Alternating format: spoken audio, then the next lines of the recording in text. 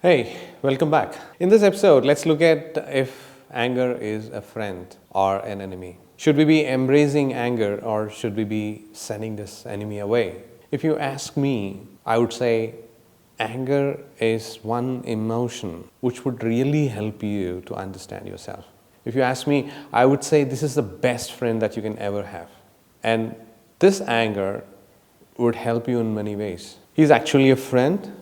This particular emotion is actually a defender who is going to help us to stand up for ourselves. And anger is a GPS system where it will actually take you back to your memories and pull up all those events and situations which actually led to the present creation of reality in your life. So, my suggestion would be embrace the anger. Don't look at anger as an enemy. It is going to help you a lot. If there is no anger that is not built within you, how do you know that there is an imminent threat? There is a fear to your life, or somebody is kind of violating your boundaries? You wouldn't know, right? So anger should be there. And this anger is actually helping us in many ways than what I have said. Now, look at it as a friend. Anger is actually trying to tell you a story about your own self. Now, when you're very annoyed and you're angry with your friends or your colleagues or your boss and your parents or with your own self, there is a story behind this anger. Now, how this anger is getting formed in the very first event, or why should we be experiencing anger at all in life? One reason why we get anger is what is being given to us right from our childhood. Second thing is, what are our experiences in life? How many times our expectations are not met? What is the threat, the fear, the insecurity that we have in life? And how, when, where our personal boundaries are violated. Now, in all these situations, it actually helps us to understand who you are, what we are, and why is that, or what is that we have picked up in our life, which is not ours, which is given to us by default by our ancestors or parents, or the society that we are living in. Is this expectation, is this fear, is this threat, is really mine, or is it somebody else's that I picked up and made it myself? I'm experiencing this one. So, take an example.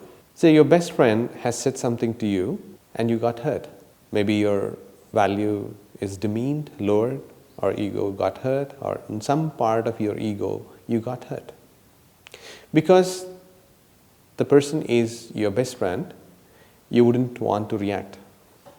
You wouldn't want to express your anger. And say if the same situation keeps happening for 10 times, 12 times, and 13th time you react. You show all the anger. Maybe the 13th event may not be a prominent one, but are you reacting to the 13th one, or are you reacting to the sum total of 13? If you ask me, we are reacting to the sum total of 13. Whatever is stored on all the 13 events, we're just bursting. So, why is that you're reacting to the second, third, fourth, fifth, sixth, and till 13th is basically the first one, when you got hurt, left a scar in your memory. And that scar is in operation. It is active. So whenever you're kind of meeting this person again, the subconscious memory is actually throwing up this scar, this memory to you, saying that this guy can hurt you again this way. So your perception about that particular person is changed from the first instance to the second instance to the third instance, and to the fourth, and to the 13th. So it is your perception that is getting changed event after event. And the second event happened because of the first one, the scar, the memory. So you're operating with that lens which was given to you for the first time. So is this anger not telling us as a friend that there is an issue that needs to be addressed? It is, right? And is this anger not helping us as a defender? Is it not helping us to stand up for ourselves? So you stood up for yourself on 13th occasion. But in all these 13 occasions, this anger has been telling you every time you suppress the anger, you pushed it away. So this anger is actually telling you, stand up for yourself. Don't allow the person to violate your boundaries. Don't allow the person to say whatever he feels like and which is going to hurt you. But did you stand up? We suppressed it. And we kept on suppressing till the 13th events. On the 13th event, we reacted to the sum total of 13, and more importantly, the relationship might have gone for a toss. It should have broken. Maybe you don't treat this person the same way again. Maybe you don't talk to him or her again. Maybe you patch up. But is this relation going to be the same? No, it wouldn't. So from first instance till the 13th instant, our anger has been telling us, buddy, don't do this. Stand up for yourself. Do this.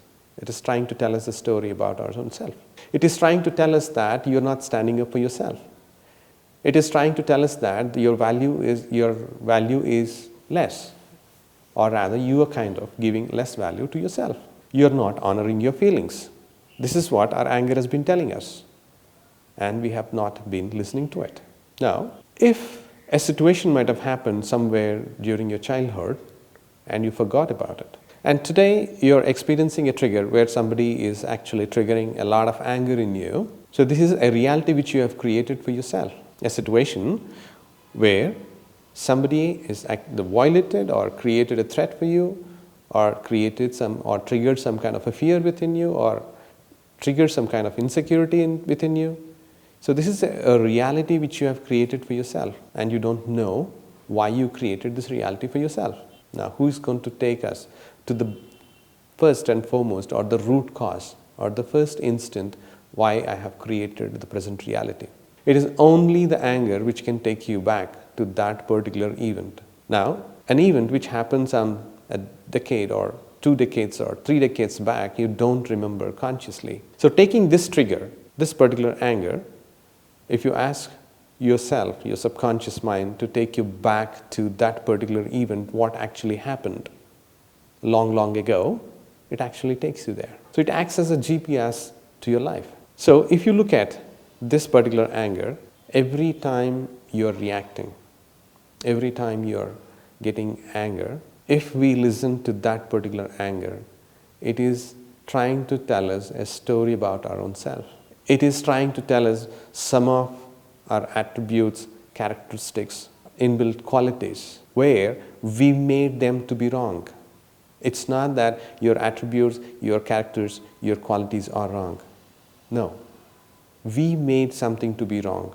We told ourselves that there is a wrongness in some of the attributes, some of the characters. So you are going to get anger only in those particular characters or attributes where you made yourself to be wrong. So every time you are getting anger, there's a trigger that's coming up, it is telling you a story that, buddy, you made something wrong there. What did we do all these years?